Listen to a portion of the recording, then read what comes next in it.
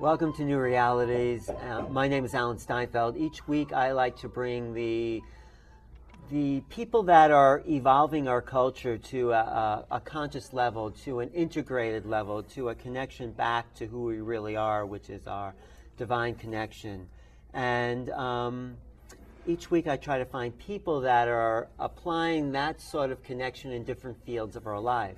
Tonight's guest's name is Baba Dez, and he is a sexual healer. And what he's trying to do, and what he is doing, is making sexuality a part of everyday life by showing that it's integrated. It's not something separate from who we are, and it is a sacred connection to our very deepest part of our being. Thank you, Baba. Thank you, Alan. I really appreciate the work you're doing in healing, in using sexuality as a tool to integrate the whole person. Because in this culture, you know, it's been kept so separate from everyday life. So how did you learn about this? How did you get into this, and what's your background? Well, I grew up in this culture. Yeah. And being a young man growing up in this culture, I felt that as I stepped into my sexual awakening, something was amiss. I had all the support and education in so many areas of my life, and then when it came to who am I as a sexual being, I was met with guilt and shame and silence, and what I felt, all kinds of things that just didn't feel good to me, didn't feel real to me. And it's such a magical part of ourselves, such a vital part. It's like digestion, you know, it's like... It's one of the most powerful parts of ourselves. So you said something's wrong here in this orientation to my own body. Mm-hmm. And then what did you do about it? Well, I started asking a lot of questions. Because most people just go unconscious. They say, oh, well, that's how things are in this culture, so I'll probably just, you know, behave like everyone else. Most people assume that there's something wrong with being a sexual being. Yeah. And so that is exactly the wound that we're all healing. Yeah. Because it's, when it comes to all of the natural tendencies and embracing the beauty of who we are as sacred sexual beings, the culture doesn't hold our sexuality as sacred. Right. And when we step into consciousness, every aspect of our life is sacred.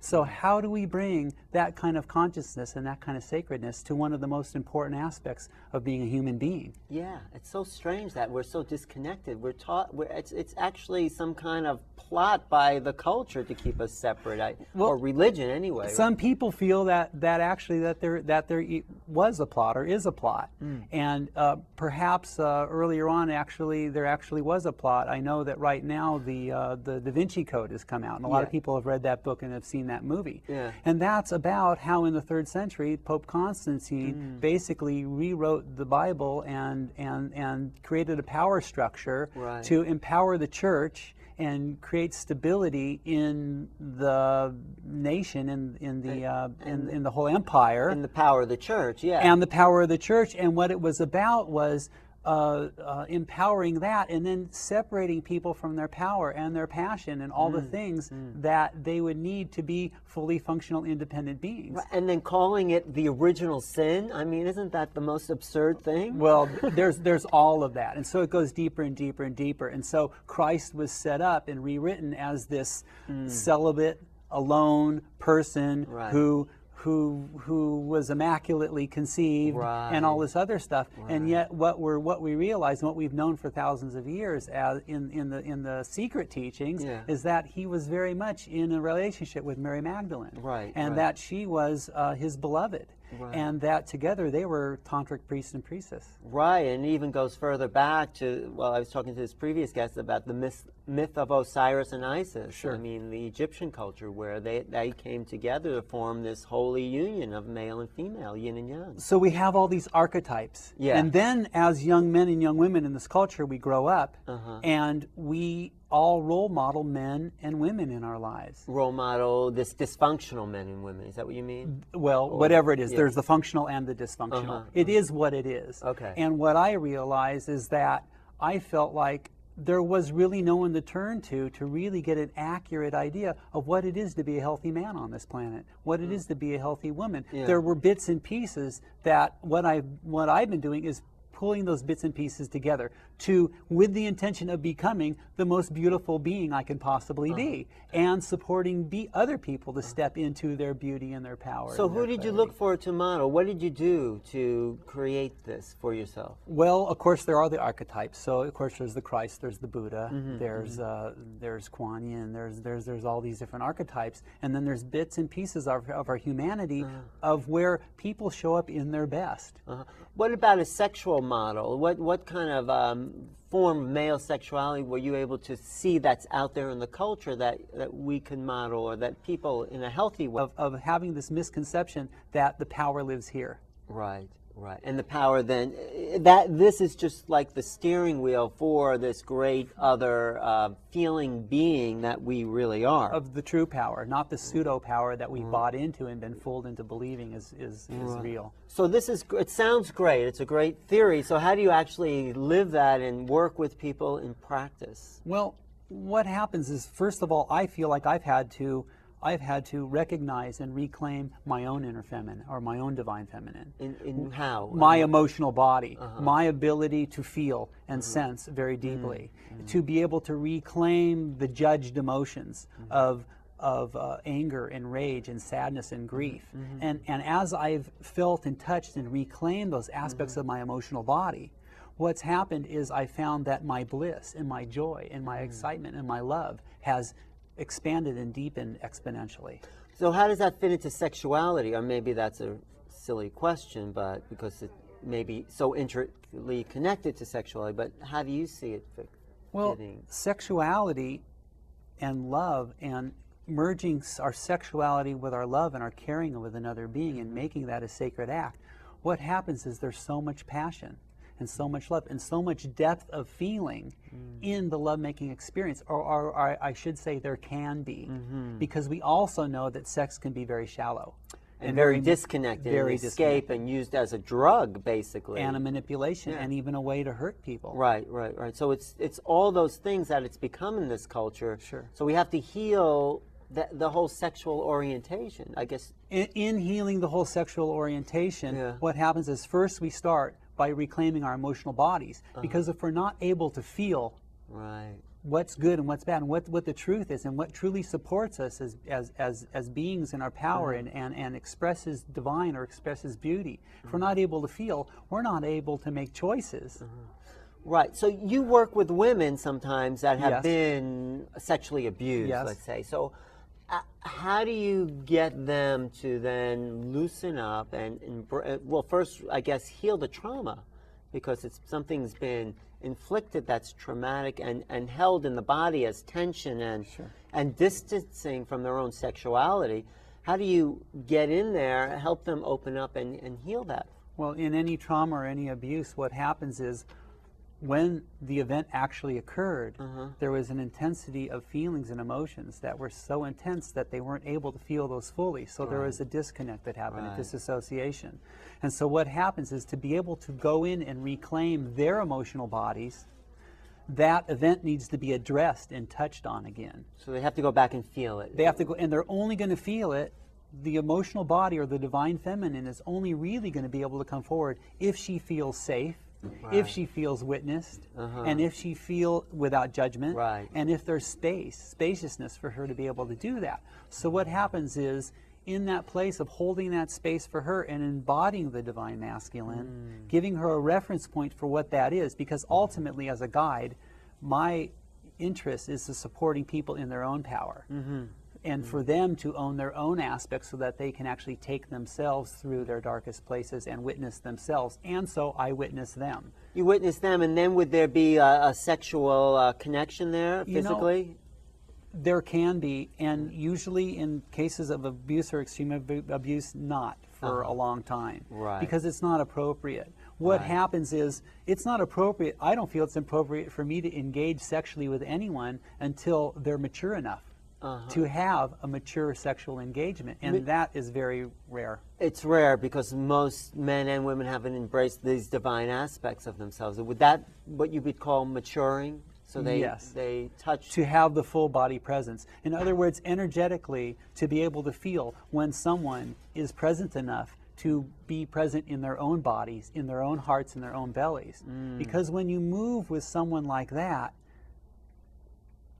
it feels safe. Right. You're not needing to take care of anyone. They're taking care of themselves.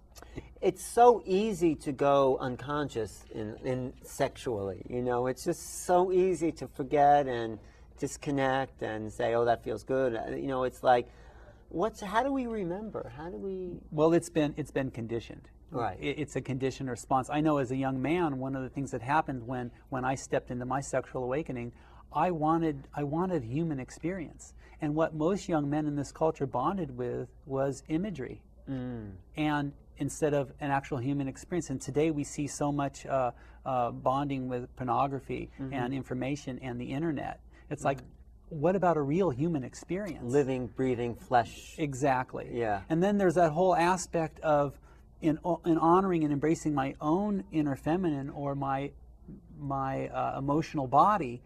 What are the tools and techniques, some of them ancient, what are these tools and techniques that can help reconnect us to our power and reconnect us to our ability to feel and create a sexual union with ourselves and with another being that is extraordinary and powerful and healing and beautiful and loving. So would you say then the path of sexuality can also be the path to awakening, into an enlightenment, into a total conscious expansion? It can be, and my feeling is for total awakening and enlightenment, you can't leave anything out. And so you can work all the way around it and around it and around it, and someday you're going to need to deal with your sexuality. Right. And our sexuality is one of the most powerful forces that we have as human beings. It's one of the most beautiful things we can celebrate. Yeah. And it's how we procreate. It's how we further our existence as a human entity, as human beings. And so to be able to use that, not only can we use that energy and direct it to manifest life, but we can use it and direct it to manifest more relationships, more abundance in our lives, more health in our bodies. The sexual magic, the act of embrace, and then intention with the energy that's flowing through our body to intend an outcome, a manifestation. Absolutely. And there's been so much confusion and so much misdirection as to who we are as sacred sexual beings. And, you know, it's like, I often think about what would the Christ and the Magdalene do? How would they be the living examples of being the most beautiful man and woman on this planet? And to see and feel and understand their sacred union and to take that into my being, because the sacred union happens here. It happens in our own individual beings first. And once we're able to create more communion in our own beings, then we can actually manifest the reflection of someone meeting us there. That's beautiful. Thank you. That's sweet. So I get that. So let's just go to another level, or shift gears to, like, once we're in the sexual union, let's say, once we're embracing the male, female are an embrace there, you know, intercourse, connecting, there's probably certain ancient techniques that people can do together and women can do together to even heighten that awareness. Have you studied any of that? Absolutely. So what are some of those? So some of the things that a lot of the foundation is the self work. It's the inner work first. Okay. So it's like, so that when I am fully present in my own body, in my own heart, and in my own belly, then to the degree that I'm present there is the degree I can be present with someone else. So it always comes back home. Right. And so even if I'm engaging with someone externally in the physical form, it's always a reflection of what's happening with me. So to notice, you know, first of all, to make love with the lights on. So you see the person you're with. Yes. Yeah. Eye contact is very powerful. Yeah. To be able to breathe together, to be able to feel what's happening with yourself. How present am I here? Am I off in some kind of fantasy? Am I thinking about my work day? Am I running some obsession or some projection, fantasy or projection? Or, you know, what is it that's going on? Because what's happening as a human being, I'm wanting to have, and as a sexual human being, there's an aspect of me that's wanting to have a hot physical experience. Right, to feel the juice of your own. Yeah, the juices, and have this and so you're saying, hot. Don't go there. You're saying hold that back and not at all. Oh, so I'm saying go there. Right. And what else is there? Uh-huh. What about, okay, so then there's this whole physical experience. What's happening in my heart? Where's the love? How much am I truly tuning in and caring with this being? Where am I stopping to feel what's happening with them? Where's the tenderness? Where's the sweetness? And then what's happening in my belly? What's in your happening inner, there? what you would in call my the belly. inner female. With my ability to feel, or the divine feminine aspect. So you don't then recommend casual sex because there's nothing casual about it in the sense. Not for me. There's nothing casual because about if it's casual, how could it be sacred?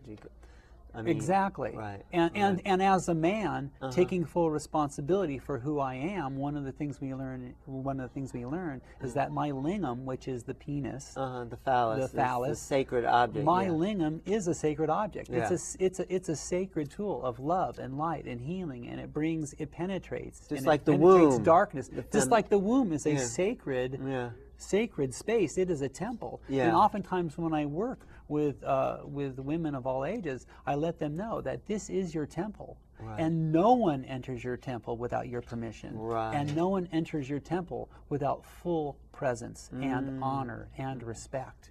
That's great. That's beautiful. And they hold that space for themselves. And the part that holds that space for themselves is their divine masculine. Right. We have such a conditioning to undo in this culture. I mean, on that sexual level, I mean, it's so deep. Men and women both have disconnected from those parts of their bodies. Sometimes it feels overwhelming. Yeah. And yet what we do is we take it one step at a time. And so when I get with a man or a woman or a couple in a session, what we determine is what's happening for them. Where are they at in their evolution? And in their connection. How conscious are they together? Connection. So how conscious are they on their own? How conscious are they together? And what's the next step to bring in more consciousness, more communion, more love, better communication, and all the things that make relationships so magical and so sweet and so beautiful? Yeah, and if it's not magical and sweet, then you look at those parts that have gotten disconnected. Absolutely. To be ruthlessly honest with yourself and each other, and to be able to feel, hey, this is great. This could use some improvement. This really feels bad. And to really bring our conscious awareness there so that we can feel what it is that needs to be felt, so that that energy can move and be transformed and come back into love. That's great. So another level of this connection. So once you're there with your partner, you're really connected and you're in total beingness. Have you studied the ancient scriptures that will then, you could say, mantras or different positions to bring that energy up? So you, like Matak Chia is the healing Tao. Right. What techniques have you? There's all the tools and techniques. There's a lot of breath techniques. There are visualizations. There are sounds. Yeah. There are all kinds of things for the man and the woman to learn, so that they can be in a place of choice around. For instance, for a man to be in a place of choice of when he ejaculates. Yeah, I was going to ask about ejaculation. And ejaculation in the ejaculate is very powerful. It is. And I feel like one of the key things that most men don't understand, and we don't have a reference point in this culture, is how powerful and how good it feels to hold our seed, to actually not ejaculate. To not. Well, that's what the Taoists and the Tantrikas say, to pull that energy up and expand the mind with that. And it's a powerful tool. And yet when I was a very young man and I didn't know any of these techniques, someone told me that and I thought, what? I'm not going to do that? That's like the best thing. And yet what I realize is that there's something that's so much better and feels so much better. So you don't recommend ejaculating at any point, or to hold it? I feel like to ejaculate with intention and to really be able to be in that place, to be able to choose when and how and with whom I share that with is a very powerful choice. Rather than just every time wham bam. Every time it's like you don't have a choice, you've got to go. And that is the difference between bringing consciousness into your lovemaking and just being powerless. Or an animal, basically, you know. Exactly. I mean, it's like, and we have that option, we have that opportunity, because what happens when you make love with a woman and she feels you in your power and your choice, then what happens is you can honor her. You can honor her by holding that space for her to move deeper and deeper into her desire, into her passion, to bring more sexual fulfillment into the experience. And also the deep respect that happens, that I feel a woman in her power who's really discerning, she has the opportunity to choose when she wants to have a man's seed in her and when she doesn't. Well, that seems like how it should be, you know. If that intention for procreation is there, then... Absolutely. And yet in a lot of contemporary relationships, a lot of people don't have the choice. Right. You know, they make love with a man, they're going to be ejaculated into, whether they want to or not. So we have such an education to give people on from the very beginning, from the time they're even feeling their hormonal energies. Absolutely. And for a man to feel the deliciousness of holding his seed and how great that feels. Well, it does feel great. It takes practice. I mean, I've studied the Montauk. Here's a man who knows.